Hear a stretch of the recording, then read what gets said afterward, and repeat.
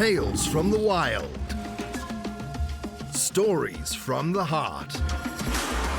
A journey into the mind and soul of fired-up business professionals where they share their vision for the future. And hear from a different non-profit organization every month as they create awareness of their goals and their needs. Dive into a world of untamed passion as we join our host, Shireen Buerta, for this month's episode of Friends from Wild Places.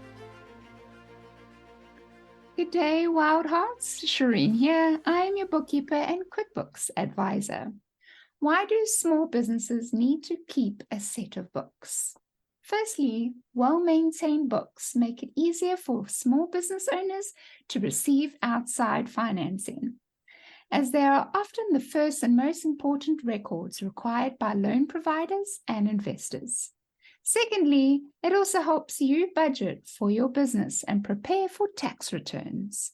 Don't estimate the importance not only to have a set of books, but for those books to be accurate. Call Shireen's bookkeeping services today and allow me to do your books so you can do life. Go check me out at www.shireensbookkeeping.com and allow me to keep your books clean. Welcome back, listeners, to another episode of Friends from Wild Places. I am your host, Shireen Buerta, and we have some really special visitors today. And he is here. So, Lewis, thank you so much for joining us. I really, really appreciate you for taking time out of, I know, your busy schedule. Lewis is the founder of Lovework Media. He's a videographer from Florida, United States. So thank you for joining us, Lewis. Thank you so much for having me. It's a pleasure. I'm so glad that you were able to make some time. So first of all, I'd like to begin by saying that I actually met Lewis through a friend of mine, as well as a fellow BNI member, Tanya Scotece. She has been a friend of mine and been inside the BNI network for many years. And so she actually connected myself and Lewis, and I'm very grateful for her. And she'll be joining us a little bit later in the episode. So I'm so excited to have her. So Lewis, today I want to just chat and begin the episode by talking a little bit about the facts of whether or not we are in a recession. So many economists believe the strategy will trigger a recession this year, being 2023. But the NABE, which is National Association of Business Economics, forecasts they expect the economy to grow 0.8% in 2023. Based on the change in average GDP over the 4 quarters compared with 2022, that is down from 2.1% last year, but up from their 0.5 estimate in December. So that's just a little bit of facts on what we're hearing. But let's talk about it, because I feel like there's a lot to discuss here. And more importantly, I think from different sides of the world. I'm from South Africa, Lewis here from Florida, US. It'll be interesting to hear each other's perspectives of whether or not we think that we're actually in a recession or not. So my first question is your thoughts on generosity in a time where we are all feeling the cost of living as it rises fast. I think that's a great question, and I think it's not one of those things that it's like a one size fits all, because everyone is in a different situation. Right. So I think it really all depends to each individual and the situation that they may be in. Mm-hmm. I think that whether we're in a recession or whether we are not, I think it still shouldn't play a huge factor on how we carry ourselves and the way we do business. Since at least for me personally, business is about relationships. So whether we're going through a tough patch or going through a smooth patch, if we have a good relationship, we should be able to work through it in some way. Yeah. So again, it's one of those questions that any direction, you can take it in so many directions. But for me personally, I try to just stay neutral and try to just be empathetic to those that I'm connected to and that I'm working with. and hope that they can do the same for me. But that's a mouthful. I'm not quite sure how to fully take that one. No, you are so right. And you hit the nail on the head from my perspective. So everyone has their own opinions. And again, this is a safe space. So there's no judgment here. Your feelings and opinions are valid no matter what they might be. So I agree with you. Times are going to get tougher. I believe from a South African point of view, we know that things are going to get worse before we see anything improve.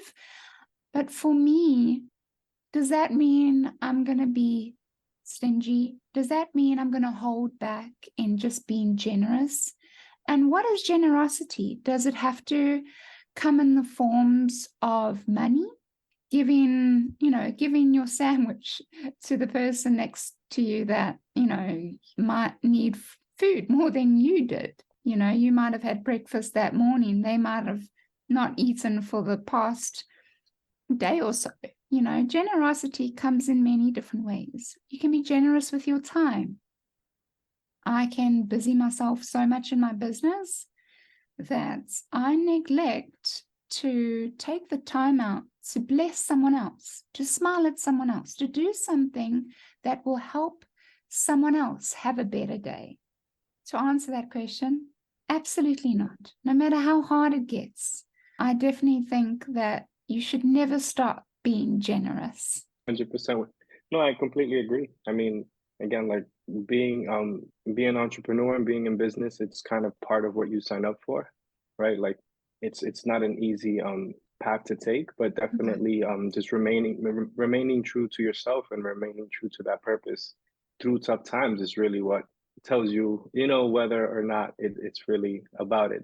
And remaining who you are through that process is definitely part of the test, in my opinion.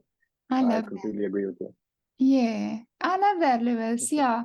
So would you say that we're in a recession at the moment? What is your opinion on that? To be honest with you, for me personally, I don't really feed too much into that because I feel like it's one of those things that even let's say if we are, right, whatever exactly that means, right? Like it's whenever there's trouble, there's opportunity. So like whenever there's turmoil or something's going wrong or things, there's opportunity there, right? So I try to stay more on an optimistic and positive, try to keep a positive perspective where yeah, it's tough, but where's the opportunity in this, right? Like what are we learning from this? How can we use this in some way to better us reposition and adjust? Is there something here that we didn't recognize before? Is there a challenge here that we actually see in the market that isn't being met? Because I mean, at the end of the day, when we talk about economy and we talk about business, we're talking about people, right? If something is wrong in the economy, their need is not being met in some way, shape, or form. For me personally, I always take turmoil and I try my best to look at it from a positive perspective, So whether we are in a recession or not, for me personally, I really don't think too much about it because I'm always just looking for opportunities to try to provide a solution. So the worse things get, the more solutions we should be able to come up with, right? So that's kind of my take. And that's the take I try to stay more focused on, right? Because if I start thinking about things I can't really control, like we talked about earlier, being an entrepreneur is hard enough. And for us to put those pressures of things that that are out of our control and that really come down to us as a unit, right? Like us as a people completely coming together, instead of me worrying and being afraid, which then leads to scarcity and me kind of getting a bit more uncertain. No, this is a time for me to become more confident in what I need to do to help, right? Because to me, that's what it means. It means there's an opportunity to help and to create some kind of change that can bring us forward. Yes, I love that, Lewis. I think you hit the nail on the head there again. I really, really enjoy talking about this because it means a lot. Because I think a lot of people go through this kind of thing and they go through hardships and it gets to them. And I wanted people to know that no matter how hard it gets, the choices still remains with us of whether or not we're going to continue bringing positivity and bringing love and bringing if we can, opportunities to fulfill someone's needs. So yeah, I think that's so important. So I just want to take the time to get to a little bit of a quote that I found about generosity. And I think it really, really hits home for a lot of people, and even for me. True generosity is an offering given freely and out of pure love, no strings attached, no expectations. And that was Suze Orman. And do a little bit of a Buzzsprout ad. So here at Friends from Wild Places, we use Buzzsprouts. I started this podcast to share stories from other business owners and to bring support for young entrepreneurs all over the world. When business owners start out, we have such a fire in our hearts and excitement to start our own businesses. But when things get tough, I want us to know that we are not alone. I feature nonprofits every month to try and make a difference or give a helpline to someone in need. Do you have a message you want to share with the world? Or maybe you just think it'll be fun to have your own talk show. Podcasting is an easy, inexpensive, and fun way to expand your reach online. To start your own podcast and get a $20 Amazon gift card, follow the link in the show notes. This lets Buzzsprout know we sent you and help support our show. The team at Buzzsprout is passionate about helping you succeed. And this podcast and the meaning of this podcast, as I shared with you, is really to touch someone's life and to assist them and encourage them to keep on going. So if you like what you're hearing or you're interested in supporting me some way, shape, or form, you can go onto the website, which is friendsfromwildplaces.buzzsprout.com. That's friendsfromwildplaces.buzzsprout.com. And that helps us keep on doing what we're doing. So if you enjoy listening to me, just subscribe on the website, and that'll really, really, really help me to keep going. It's really important to know that as a business owner, it's always good to sow the seed of generosity. And it starts with you. And when you just keep on giving, it can only come back. And which leads me to say a little bit further about BNI. So one of BNI's core values is Giver's Gain. And Giver's Gain is all about just investing in others in your group, and eventually it's going to come back to you. So I really enjoy that core value that BNI has. And BNI is obviously the networking group that I'm a part of that I've already mentioned. And so I want to again say that for business owners, it's really also quite important to be a part of a networking group. So if you're not part of a networking group, I encourage you to, if you want to visit ours, you're more than welcome to. There's no pressure for you to join our networking group. But yeah, if not our group, try visit a couple of other networking groups and try find the tribe and group and team that works best with you. So back to you, Lewis. I have a couple of questions. Are you ready? I am. Awesome. Okay. So first of all, let's get to the basics. Tell us a little bit about who you are and where you're from. A little bit about me. My name is Lewis, as stated, right? I was born in the Dominican Republic, and I moved to the States. Well, I didn't move. The family migrated to the States like around 95. So I basically grew up here in the United States. I did not grow up in Florida. I grew up between the Bronx, New York, and Boston, Massachusetts. And I recently moved to Florida about 2 years ago. I was born in the Caribbean, and I'm not too big on the cold. So I had like over 8 years trying to convince the wife of why we needed to move somewhere warm. And we're finally here. But yeah, I am the owner and lead videographer of Lovework Media. And I also own Lovework Weddings, which is a wedding videography company as well. And we provide services in Boston, Mass, and in Orlando, Florida. So really, I'm a self-taught videographer and video editor. I did not go to school for any of this.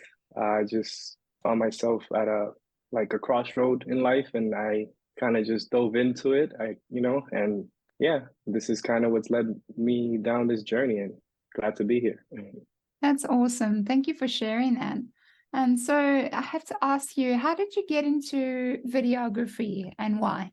Really, for me, I wasn't quite sure, right? Like in my late teens, early 20s, I wasn't quite sure what I wanted to do with my career.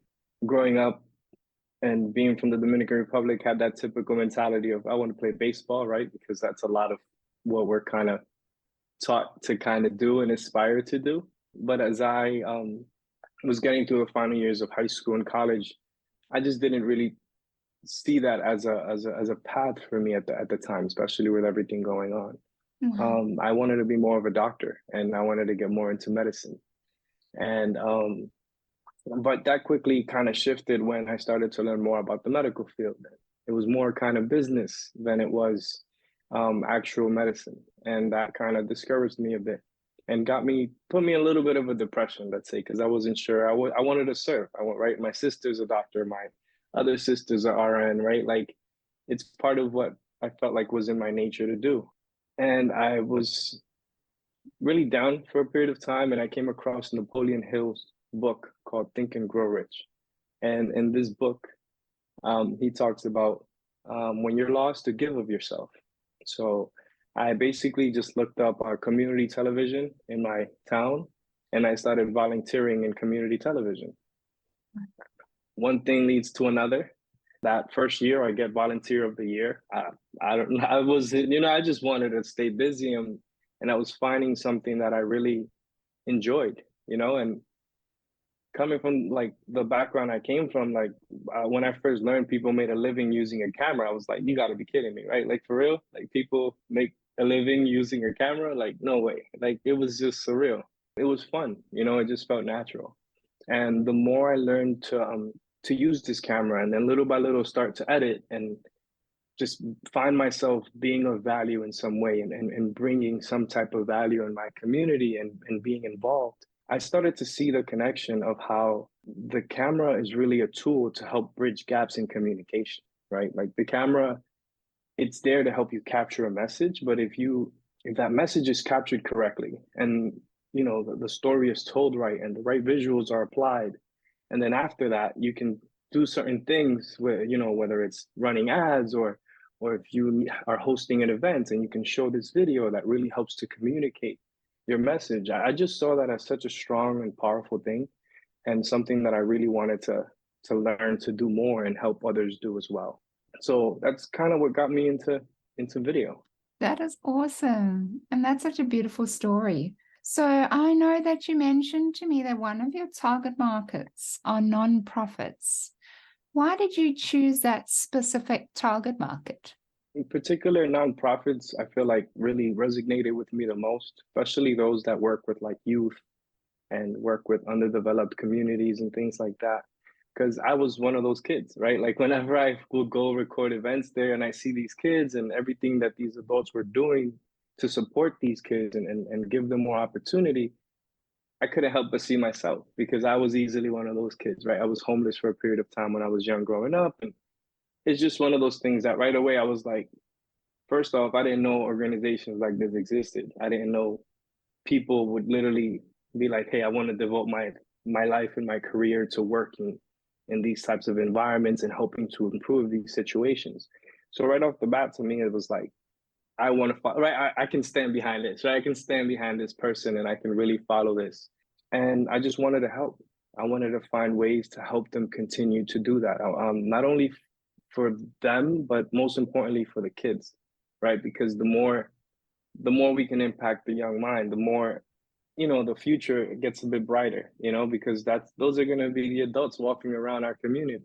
Awesome. So that sounds amazing. And it's just what we were talking about, Lewis, when it comes to generosity and giving of your time without any expectations of no strings attached, and no expectations of any return for that. And another thing is obviously hit somewhere deep into your heart. I mean, you've obviously been through some things in your childhood and your upbringing, and because of that, you have a soft spot for certain specific nonprofits, like you said, the young generation. And that's amazing to hear that you really invest into those types of nonprofits, and that's amazing. So I always ask the people that come into my shows, so an entrepreneur comes naturally for some people. They don't have to worry about it, even becoming a business owner. They do it like this. They're successful and they just see their businesses flourishing. And then there's other people that actually have to nurture that side of themselves, that entrepreneurship, that business owner side of them.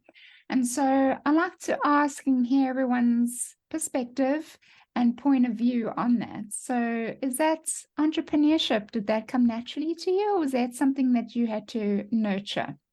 I think for me personally, it was a combination of both. Nice. It's one of those things that the environment you grow up in and just your surroundings in a way, like you kind of develop entrepreneurship tendencies, right? Because you're consistently trying to survive in some kind of way, shape, or form. Right. But you're not sure what you're doing. You're just trying to survive, right? Like for me in particular, the word entrepreneur, I didn't learn what that was until I was like 19 years old. Like that's the first time I heard it at a networking event, right? Like I hear entrepreneurship and I'm like, what's that? I Google it and I'm like, oh, okay, I want to be that. Like I know that, right? Like Right. but it's one of those things that, obviously I'm forever a student. So, there's so many parts of it, especially depending on the kind of business you want to run and the kind of entrepreneur you want to be, right? If you want to be a solopreneur and you just want to do your own thing or if you want to build community, so that's where the nurturing part comes in. And for me, realizing that I don't just want to do this for myself, Right. and I want to be able to work with others and help build others. Now that part doesn't really come natural to me because there's a lot of uncertainties and there's a lot of just areas that I don't have a lot of experience and so much knowledge in. And being able to now study and read books and make mistakes and then read again and then be like, okay, how can I do this a little bit better? Surrounding yourself with the right kind of people that encourage you and can see your intent and can give you that room for growth. So yeah, for me, I feel like it's one of those things where I've had the entrepreneur spirit, but as I've taken this journey, I've learned that without the right discipline and the right, with the right structure to be able to hone those skills, it can take a pleasant experience and make it very, very complicating and not as pleasant. Right. So still learning to shape it and mold it accordingly and continuing to do so. And I believe that I'm probably going to be doing that until I die, pretty much. Oh, that's um, great. yeah, it is what it is, right? Like, I mean, I just want to keep learning and keep growing. And that's just what it is. That's the secret. It's to never stop learning. It's to keep on improving yourself, no matter how old you get. Yeah, that's definitely the secret. So, Lewis, here's another thing. I know being an entrepreneur and when you get busy into your business, it gets a little bit time consuming. What do you do to keep your tank full? So what are the things that you do to take time out and to make sure that you stay happy and healthy, mentally, physically, emotionally, everything? I can't say there's like one specific thing I do. I think it's more of a combination of things. Really now just obviously, trying to make sure I make it to the gym at least 3-4 times a week, right? That really helps. Speaking to my therapist, he's helped me understand the importance of that, right? Like, and the importance of allowing fresh blood to pump through your body and especially get to your brain, so that way you can continue to have that fresh perspective and be able to not allow those challenges that come with running a business to kind of overpower you, right? So just getting physically active and challenging the body and challenging the mind as it is has really been helping to ease that. And on the another part of that is just doing my best to eat, right? Remember to eat, because it's one of those things where it can be hard. You get lost in time, things happen, you get caught up in the project, and next thing you know, hours go by, you haven't eaten, and the mind is so engaged. But the truth is, the body needs what it needs to be able to sustain that. So, learning to eat, not just eat whatever, but eat to nourish the cells and each to nourish my body and give it what it needs to be able to continue to perform. It's kind of giving it the right kind of gas, you know? It's like every vehicle has a specific kind of gas they thrive with. Yeah. You know, if you got to make sure you figure out what that gas is for you and try to consume those things so your body can be, so you can be working in favor with your body instead of against it, which can really help keep that tank preserved, you know, going. Besides that, really, I enjoy spending time with the wife, you know, taking walks and with my dog. I like watching movies. I really, the two biggest key things for me right now, I would say, is just making sure I make it to the gym and making sure I'm eating properly, right? Yeah. Because I feel everything else in between is a matter of just, you know, doing what I need to get done for the day and then giving myself a little bit of time, whether it's to listen to an audiobook or just to lay down and watch a movie or not think work, right? Like, Right. Switch off the but brain. I find yeah, definitely. But personally, for me, as long as I can make it to the gym and I can eat properly, I feel like everything else kind of finds a way to take care of it. Like, kind of seems to fall into place. And I always tend to keep a fresh reserve in some way, right? Because I feel like I'm taking care of the vessel. I'm taking care of the vehicle. If I can take care of the vehicle, right, like the journey and the road, we're gonna navigate through whatever we have to, as long as the vehicle is being taken care of.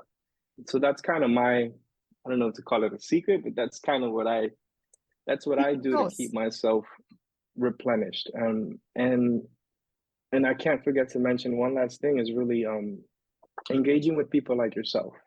You know, some have told, I don't know exactly what I am, but some have told me that have engaged with me in conversations for a few years that I'm not an introvert or an extrovert. I'm like a bit of a hybrid, right? So there are moments where I gain a lot of energy from engaging in conversations, Right. from being able to listen to someone and see how I can help and maybe help them, or maybe me just listening is how I'm helping them, right? And then, hey man, this was great, thank you so much. That right there, knowing, like, it's hard to explain, but just being able to hear those words or feel that feeling of I help make this person's day a little better. You know what I mean? Like, Absolutely. that always, yeah, that always also kind of seems to give you this like rush of energy and excitement that just kind of keeps you going, you know, like. And I guess that's part of the reason why I enjoy so much working with nonprofits, because I'm surrounded by a lot of people that are really in it for the right reason. Yes. So it's consistent inspiration everywhere you go, you know, because that intent is pure. So, you know, for me, that's why it's so important to work with the right people, because I'm kind of sensitive in that way where their energy affects me, you know, so me keeping myself on check and doing my best to surround myself with people as well that are mindful of these things. But yeah, I love that. And I've said this before, but it is so important to, when you are setting up your schedule, don't forget about taking the time to have lunch, to have tea. Don't forget about those times where going for coffee with your mom or visiting, you know, a loved one. Doesn't have to be a mom, can be any loved one, to take a break from your workday and to just do something that is calming and refreshing to you. But people can put in all this long, unrealistic list of all the things they need to get done. First of all, stop that. Pick 3 things that you need to get done in a day, and then fit in lunch, breakfast, tea, put your meetings in, put your one-to-ones in if you're a BNI member, put your tea with your mom in. You do not have to create such an unrealistic job, you know, list for yourself where you can barely get to that. And then you tear yourself apart because you didn't get to any, you know, all the things that you wanted to. So thank you, Lewis. I really appreciate you sharing that, because you've hit a couple of really, really good points with us today. I have to introduce a very special little guest for us today. Again, she won't be joining us for long. She said she wanted to come in and give us an update of how things are going with her. She has been with us a couple of times. You might recognize her. Her name is Tanya Scotece. So welcome, Tanya. It's so good to see you. Good evening or good morning. Nice to be here. Hey, Tanya. Hello. How are you? Doing great. Nice to see you.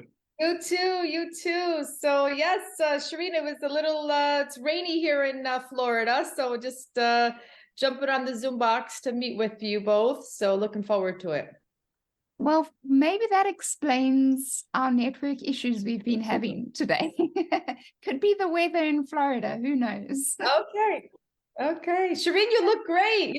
I haven't seen you in a while. Oh, thank you. You've seen the short hair. Hey, you have seen the short hair. No. No, it's the first time. Well, Lewis, I had long hair. That was, yeah. What can you say? Multiple colors. And then I decided to cut it all off for the summer and just enjoy the hot weather we get here in South Africa. So it seems that Tanya hasn't seen me yet. So it's her first time. You look great. Thank you, Tanya, for joining us today. So I have chatted a lot with Lewis. We've gone back and forth and really spoken quite a bit about generosity. So that is our topic for the day. We started with a quote that says, true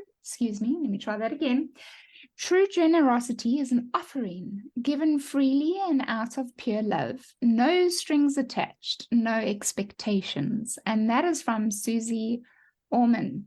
So now that you've got the basis of the topic today, I have asked Lewis this question already, but yeah, I do want to ask you a question regarding now that things are a little bit tough, the world is in a little bit of chaos, and, the professionals out there are calling it a recession that we're in. Specifically, South Africa, we're struggling, and as I said to Lewis, things seem to be looking like it's going to get worse before it gets better. But regardless, please tell me some of your thoughts on generosity in a time where we are all feeling the cost of living as it rises fast.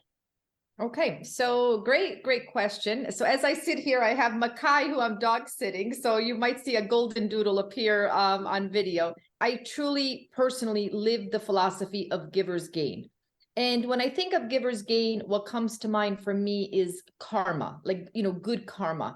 And sometimes having no expectations is difficult because sometimes our ego or our mind is saying, well, if I give something to you, I'm expecting to get something back from you. But I think when we rise above, if anybody does any kind of higher being or universal thinking, whether it's religious based or not, the higher game or the higher, let's say, I don't want to say motive because there's not a motive involved, but I think the ultimate reward is just to know that you've done the best you can with where you are and expecting nothing from that individual person or situation, but just knowing that the universe or a God or whoever and whatever anybody believes in is going to reward them for their efforts. Right. So I teach world religions in my funeral service classes, and a lot of the world religions, as different as they are, a lot of them have that common theme of generosity. So whether someone is actually religious based or not, I think by having that, giving, like there's some cultures that do the tithing, which is 1/10 of an income. And even somebody that's unlimited money, if they believe in that, they know that they're going to get that back in some shape, way, or form. Right. So for me, answering that direct question, Shireen, I believe it's truly about trusting the process. Right. And sometimes, I like to listen to Abraham Hicks. That's one of my inspirational things to listen to. What I take away from their philosophy, it's kind of like when you're on a ship, like on a cruise or on a plane, and you look whether, you're on, depending on water or on the air, you don't know, you don't see your destination right there and then. It's Right. trusting that the captain is going to get you to the place where you belong, but without actually seeing it. So I think when we talk about generosity, giving from the heart, givers gain, good karma, tithing, whatever word we want to attach to it, I think the philosophical meaning is that we will be okay, and trusting the process, that if you've done your best, you will be okay. And that is, I think, my contribution to this topic. Nice. I love that. Thank you, Tanya. And so for the listeners, just a reminder, Tanya is a professor at Miami-Dade University. Forgive me if I didn't get the name right for the university. But she is also, and please go ahead. I also want you to mention a little bit about Alzheimer's Association. I know that you're connected with senior placement as well. So you have many hats, and it's an absolute honor to have you again a part of this podcast, and also a wonderful friend. Always a pleasure. Always a pleasure, Shireen. So my background, I am a full-time faculty member at Miami-Dade College. It's funny, Shireen, because in the States, so in order to be a quote-unquote university, we'd have to offer more than a baccalaureate degree. So more than a bachelor's. So we are under the college. We have come up from a community college, which is a 2-year degree, but we are now a college. So not specifically, we do offer more than the associate's degree, which is 2 years. So different places, right? Different faces. I know your podcast is actually called Wild Places, right? So it's different. But yeah, I am a full-time faculty member in funeral services at Miami-Dade College in Miami, Florida.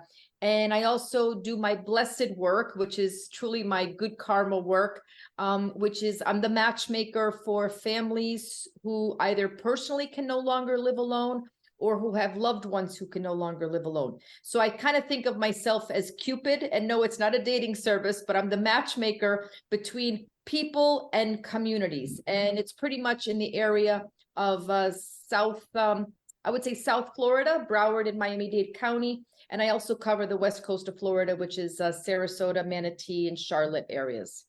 Love that. Yeah, thank you, Tanya, just for reminding the listeners. You might see her a couple of more times on the podcast.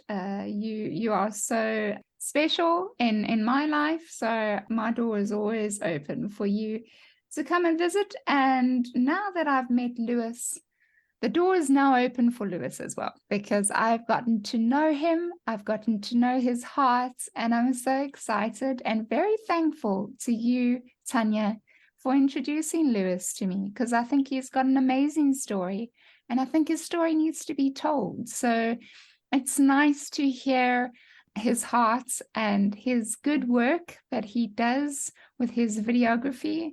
So thank you again, Lewis, for being a part of today's podcast. The pleasure's all mine. Thank you for having me. Awesome. So guys, we have already come to that part of the podcast where we're going to play a little bit of a game. This game is agree to disagree. And I know you've probably played this with me a couple of times, Tanya, but I enjoy it because we get a little bit of perspective on everyone else's opinions about something that you might say is a given, but it's not always a given. So the first statement I'm going to give, you guys can either say that you agree with it or disagree with it, and then you can tell me why. So the first one is, and I'm sure Tanya will have a say to this one, but the first statement is, everyone should plan their own funeral. I disagree.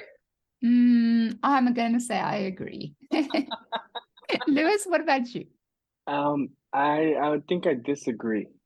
Okay, so since I'm the only one that agreed, I'm going to tell you why I agree that everyone should plan their own funeral.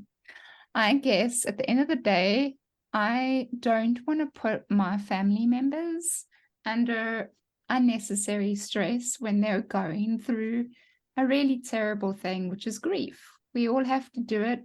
Death is a real thing that we all have to endure. And so if I can lighten the load, then I would prefer to try and plan as much of my funeral before I pass away, so that most of the things are covered, so that when it's time and I'm no longer here, that the loved ones that are left behind at least have a will, or at least have most of the things sorted and organized, and then they only have a few things that they might still need to do. But that's why I agree. Lewis, why do you disagree? Not that I have much experience, right? The closest thing I have to working with someone to planning something is that I work weddings, right? Like planning a wedding. It's like my instant thought went to like, do I plan my own wedding? Which we did. And there were so many things there that you don't know what you don't know. So it's just one of those things, like obviously you've never died before, right? So it's like you don't know what to expect going through this process. And it's just my opinion where it's important to be able to work with someone that has experience in a specific area and can actually help you understand and think about things that maybe you weren't considering. So that's honestly just kind of my take on my little bit of knowledge on it. Is just maybe consulting or getting some guidance as to what to do, since it's something that we may not fully know how to prepare for. Good point. Okay, the mic is over to you, Tanya. Tell me why you disagree, or tell the listeners why you disagree. Sure. So it's interesting. So as a licensed funeral director, most funeral homes in the United States especially have programs where people can pre-plan their own funeral or celebration of life or whatever it is that they want or don't want. And some don't have to actually prepay. So pre-planning and prepaying are actually two different conversations within our funeral profession.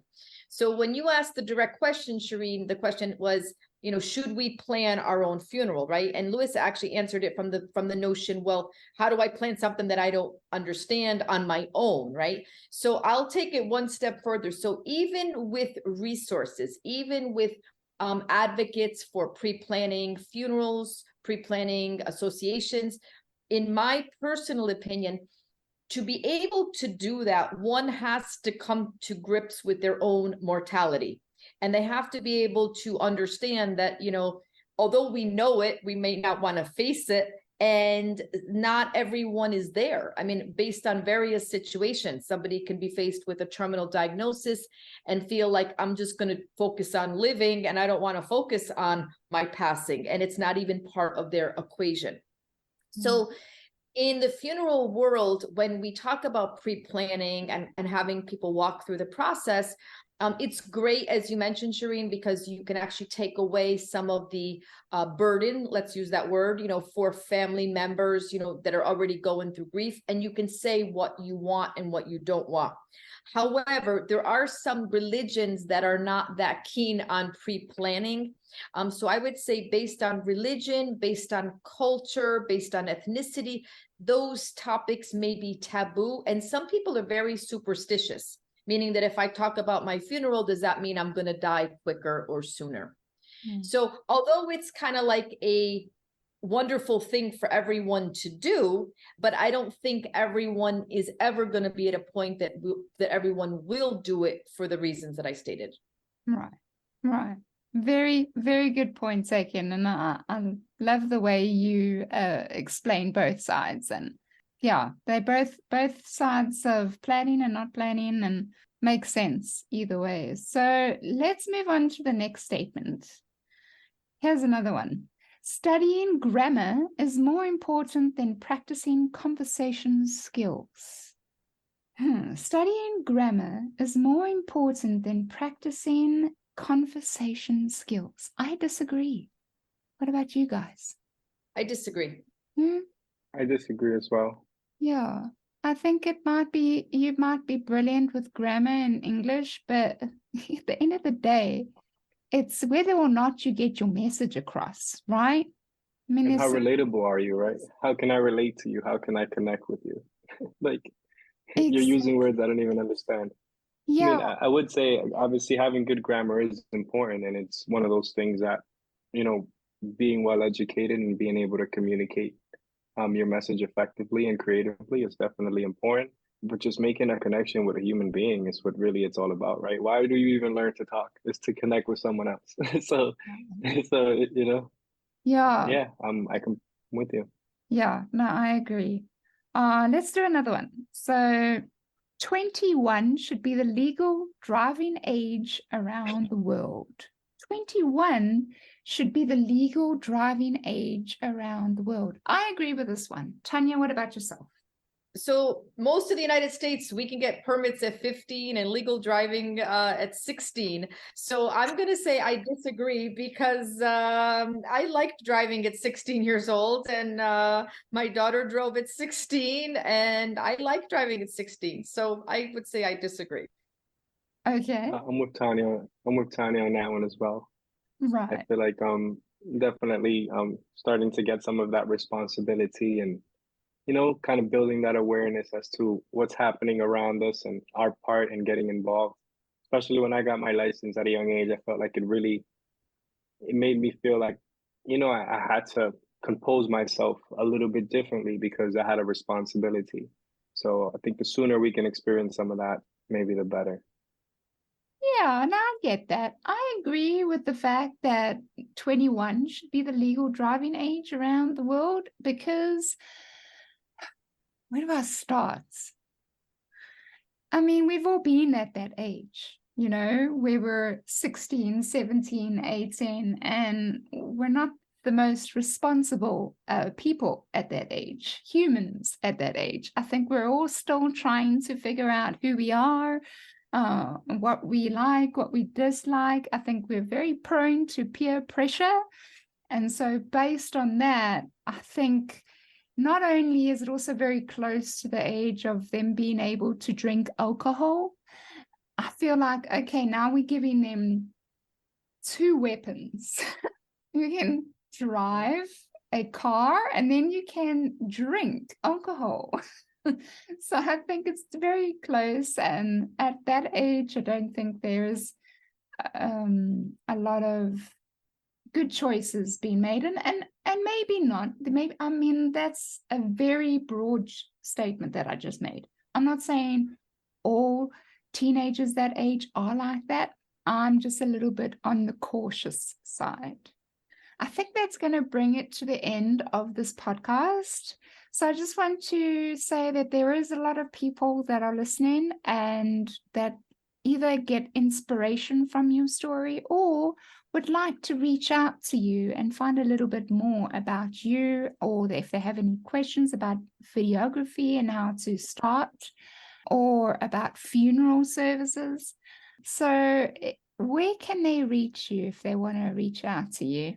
Lewis? You can reach me via email, lewis@loveworkmedia.com, or you can visit loveworkmedia.com and just go to our contact form, and that will go directly into my email as well. Whether it's a question in regards to video, like you may need a video, or whether it's you're looking to get started in video, that's another part that we don't shy away from, actually helping to educate others on how they can take their productions to the next level as well. Love that. Thank you, Lewis. And Tanya? So as you know, Shireen, I don't have a TV and I spend a lot of time on LinkedIn. So LinkedIn is my hub. Feel free you can message me on LinkedIn. You can also email me. My email is Tanya, Tanya, 8828 @AOL.com. Again, that's Tanya, Tanya, 8828 @AOL.com. Those are probably the two best methods, but again, whatever I can do to inspire someone or kind of get them just seeing a different light, I guess is what I like to do, and just maybe presenting a different perspective. So as we all have our trials and tribulations, I always like to share mine both, because sometimes we feel like we're the only ones facing our own situation. And sometimes by reaching out or getting someone else's perspective, you can just kind of walk away from that conversation just feeling a little lighter, which I think is a good thing, on so many levels for all of us. Absolutely. Thank you, Tanya. You took the words right out of my mouth. For me, I'm also on LinkedIn. So if you want to ask anything about me personally, or just my story or my business, LinkedIn is the place. But if we're talking about podcast, you can go onto the website. Once again, it's friendsfromwildplaces.buzzsprout.com, where you can download any of the episodes. You can also subscribe there. So if you want to support me a little bit further, you can more than welcome to subscribe. Otherwise, you will find Friends from Wild Places downloadable on all the platforms. And if you're on iTunes, you can leave a review there. You're on Spotify, you can leave a review there. I love to hear what you think. You can hate it, you can love it. Constructive criticism is so important, and I'm open to hear what you guys think. So on saying that, thank you so much to everyone listening. And remember, you got this, and stay wild. Bye, everyone. You've been listening to Friends from Wild Places with Shireen Buerta. Be sure to subscribe to the podcast from the links to catch every episode and unleash your passion.